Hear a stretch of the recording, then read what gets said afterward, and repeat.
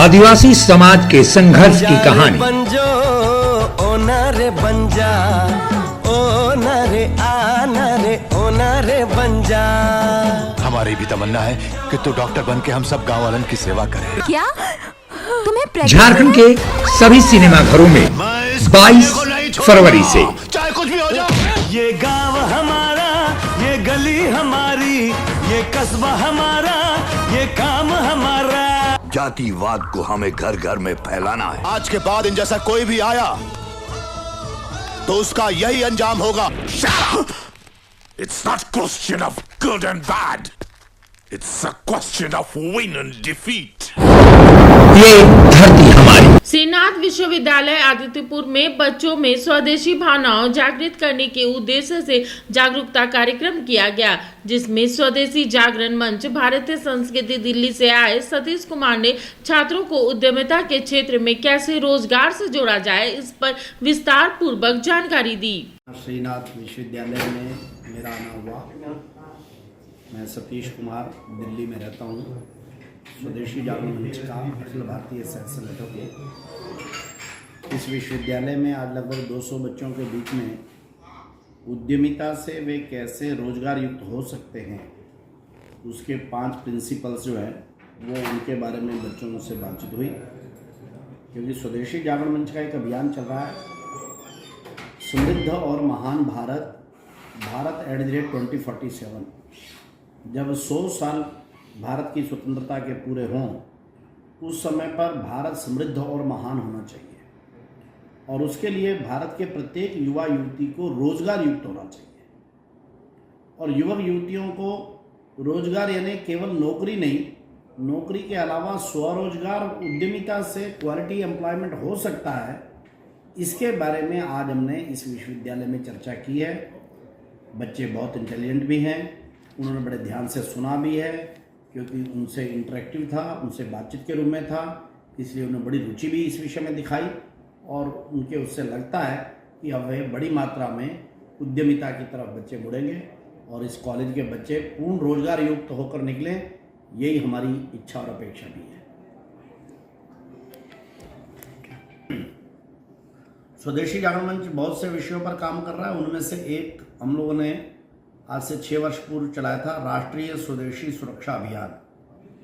जो चीन से हमारे आयात हैं वे काफ़ी बढ़े हुए हैं और चीनी आइटमें सस्ती होती हैं, केवल भारत में नहीं सारी दुनिया में उनका यही हाल है।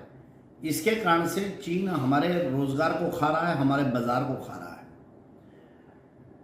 इस सरकार ने बहुत से कदम उठाए हैं, उसके कारण से जो छोटी आइटमें थी, लेबर इंटेंसिव सेक्टर्स थे, जैसे दिवाली की फुलझड़ियाँ, पटाखे, मूर्तियाँ, इसका खिलौने का सामान, छोटी आइटमें जिनमें चीन बहुत बड़ी मात्रा में पहले था, अब उसमें तो एंटी डंपिंग ड्यूटी लगाने के कारण से और भारत के लघु उद्योगों को बढ़ाने के कारण से अब चाइना बाहर हो गया है।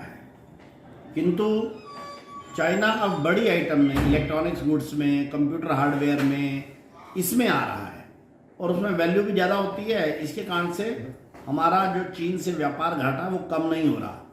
लेकिन हम सब जानते हैं कि चीन जो है भारत के लिए एक बड़ी चुनौती और मुसीबत है ही।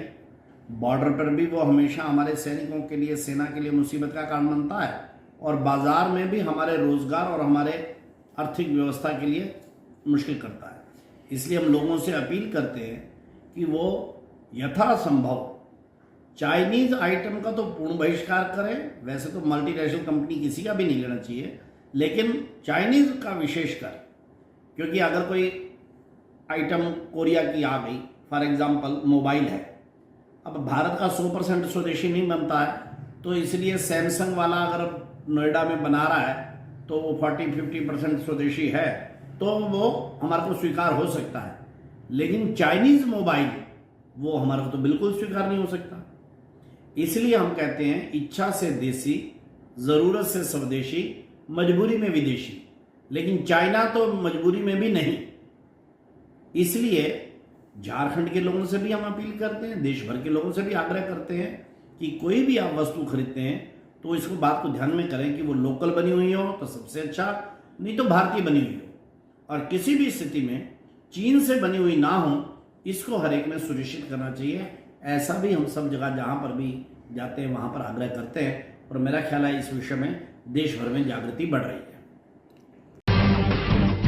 जब टूटती है आस, जब थकती है सांस, जब रूठते हैं अपने, मुंह मोड़ता है जमाना, जब अंगड़ाई लेता है संकल्प, फिर बनती है कहानी, बनते हैं अनमिट निशान।